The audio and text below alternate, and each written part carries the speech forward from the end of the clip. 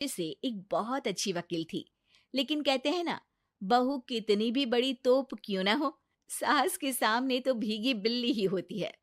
अरे जनक, क्या बात है। आज रोटी नहीं मिली अभी तक। ये तेरा कोर्ट नहीं है जो आज फैसला ना हुआ तो कल की तारीख मिल जाए। रोटी तो रोज वक्त में चाहिए। हाँ। माँ जी, रोटी तो कब की बन गई। मैंने आपको कहा तो खाना खाने के लिए, आपने शायद सुना नहीं होगा। ओहो हो, जज नहीं हूं मैं तेरे कोर्ट की, सास हूं सास। कोई दलील फालतू की मत देना यहाँ। बहुत जानती हूं मैं इन वकीलों को। अपनी बात ऊपर रखने के लिए झूठ बोलने में जरा भी नहीं सोचते। तभी वहां जनक के ससुर आ जाते हैं। अरे भाग्यवान, क्यों बेचारी के काम को कोसती रहती है हमेशा। मैं भी तो था वहां जब ये आई थी तुझे रोटी खाने को बुलाने के लिए। सास को तो अब गुस्सा आ जाता है कि कैसे किसी ने बहू की साइड ले ली। अरे वाह जी वाह। वो तो मैं जानती थी कि कोई ना कोई गवाह तो ये पेश कर ही देगी। पर मैं तो अब सीधा खाना खाकर सोने जाऊंगी। मुझे आदत नहीं है किसी से बहसा बहसी करने की। पता नहीं कैसे ये वकील इतना दिमाग लगाकर खुद तो झूठ बोलते ही हैं, साथ में झूठे गवाह भी ले आते हैं। जनक को सास के ताने सुनने की अब आदत सी पड़ जाती है। एक दिन जनक वकील की ड्रेस पर काला कोट पहनकर कोर्ट के लिए निकल ही रही होती है कि अरे कहाँ चली काला कौवा बनकर। टोक दिया ना। अब कोर्ट तो वकील वाली ड्रेस पहनकर ही जाऊंगी ना। वाह भाई वाह, दामिनी तो मैंने भी देखी है।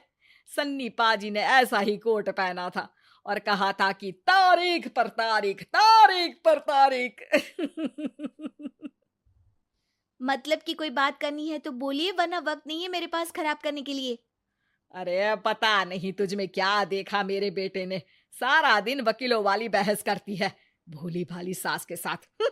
अच्छा सुन, जो इतनी बहस मेरे आगे करती है ना, जरा अपने बॉस से कर ले, जो 1 साल भी ना हुए तेरी शादी को और काले कपड़े पहना दिए। अंदर जा और लाल कोट पहन कर आ, पता तो चले कि नई नवेली शादी हुई है। अरे माँ जी, कोर्ट में मेरा बॉस क्या करेगा? ये तो पूरे देश की ड्रेस है वकीलों के लिए।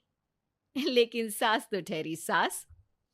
अच्छा, तो कोई जरूरत नहीं है 2-4 साल कोर्ट जाने की। शादी थोड़ी पुरानी हो जाए तब इजाजत दे दूंगी मैं तुझे काले कपड़े पहनने की। अब क्या था, मन मारकर जनक को लाल रंग का कोट पहनकर कोर्ट जाना पड़ता है। उसके जाने के बाद आहा, बड़ी आई पूरे देश की ड्रेस की बात करने वाली।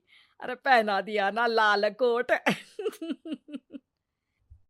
अब सास आए दिन या तो जनक को उसके काम का ताना देती या फिर उसका काम छुड़वा देने की धमकी। तंग आकर एक दिन जनक पति से कहती है, मैं सोच रही हूँ कि कोर्ट जाना बंद ही कर दूं। अरे क्यों यार, इतना अच्छा करियर है, क्यों छोड़ने की सोच रही हो?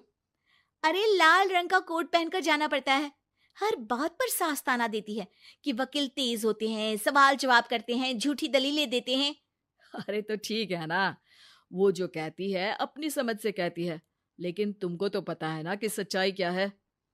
जनक को पति की बात से हौसला मिलता है कि तभी घर पर कुछ लोग आ जाते हैं। अरे आइए आइए पंच साहब, कैसे आना हुआ?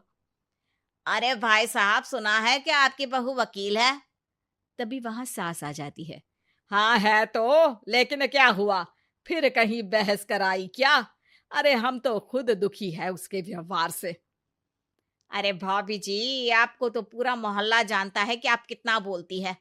फिर हम यहाँ बहू रानी की कोई शिकायत नहीं, बल्कि अपनी परेशानी लेकर आए हैं। ससुर जी खुश हो जाते हैं। हाँ हाँ, मैं भी बहू को बुलाता हूँ। जनक वहां आती है, सबको नमस्ते करके बैठ जाती है। बहू रानी, हमारे गांव में बड़ी मुसीबत आ गई है। अब तो पूरे गांव की जिम्मेदारी मानो तुम्हारे कंधों पर है। अरे ना ना, इससे तो घर की जिम्मेदारी पूरी नहीं होती, ये गांव की जिम्मेदारी क्या लेगी? भाभी जी, आप चुप हो जाओ। यहाँ पढ़े लिखे लोगों की बात हो रही है।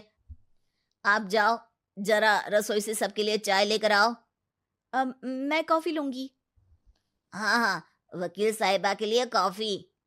सास सर पैर सब पटक कर वहां से निकल जाती है। बहू, गांव में पानी नहीं आ रहा है। पड़ोसी राज्य ने हमारा पानी रोक रखा है। हम्म, इसका मामला तो बड़े कोर्ट में चलेगा पंच जी, लेकिन ऐसा क्यों? वो राज्य हम लोगों से पानी के पैसे मांग रहा है। अब आधे गांव में पानी की सप्लाई खत्म हो गई है बहुरानी। अच्छा पंच साहब, बात गांव की है तो मैं जरूर केस लड़ूंगी। यहाँ एक बार फिर सास की एंट्री हो जाती है। अरे वाह जी वाह, ये काम करवा लो, आप हमारी बहू से बहुत अच्छा करती है। मैं हूं सीधी सादी सास। इस लड़की ने कैसे लड़ लड़ कर मुझे साइड कर रखा है, ये तो अब आपको पता चल ही जाएगा। अरे भाभी जी, आपकी आवाज तो पूरे गांव को सुनाई पड़ती है जब आप बहू रानी को सुंदर वचन सुना रही होती हैं। अरे वकील बहू मिली है, फक्र करो फक्र। हाँ जी हाँ, सारी फकर तो हम लोग ही करें। खैर, अब जो केस लड़ेगी और पानी गांव में आ जाता है, तो पंच साहब लिख कर देना होगा कि हैंड पाइप में सबसे पहले मेरी बाल्टी और घड़ा भरेगा। अरे फिर तो हम बहू रानी के नाम पर घर पर ही सप्लाई दे देंगे, लेकिन ये इतना आसान नहीं है। बहू, गांव के पास अभी वकील करने की भी पैसे नहीं है तो। अरे पंच साहब, ये मेरे गांव का मामला है, मैं आपसे एक भी पैसा नहीं लूंगी।